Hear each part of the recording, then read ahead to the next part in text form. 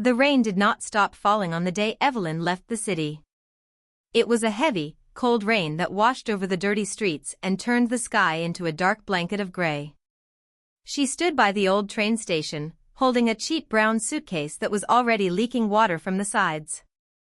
Her hands were shaking, not just from the cold wind, but from the heavy weight of what she was doing. In her coat pocket, she held a thick white envelope filled with cash.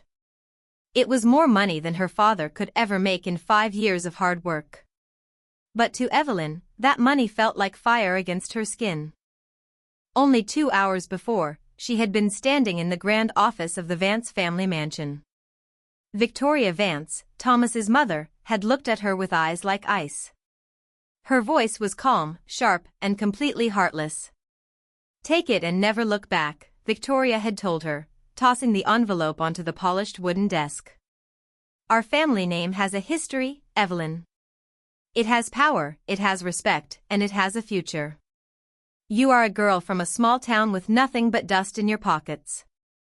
You do not belong in Thomas's world, and you never will. If you stay, we will destroy everything your family owns. Your father will lose his shop, and your brothers will never find a job in this city again. Choose wisely." Evelyn had loved Thomas since they were 18 years old. Their story did not start in a grand mansion or at a fancy party. It started at a small, quiet coffee shop near the university. Evelyn worked there as a cleaner, wiping tables and washing dishes late into the night to send money back to her family. Thomas was a law student, always sitting in the corner with a pile of heavy books and a tired smile. He didn't care about her old clothes, her simple words, or her broken shoes. He loved her bright smile, her quiet kindness, and the way she made him feel like a regular human being, not the heir to the massive Vance family fortune. For 3 years, they lived in their own beautiful world. They would walk in the public park, sharing a single cup of cheap coffee, talking about a simple future.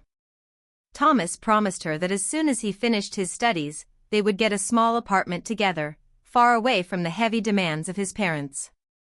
He didn't want the family business. He didn't want the cold, empty high society lifestyle. He just wanted a life filled with real love, warmth, and peace. He wanted Evelyn. But Victoria Vance and her husband, Richard, cared deeply about status.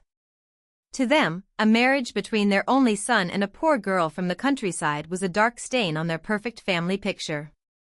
They tried talking to Thomas first,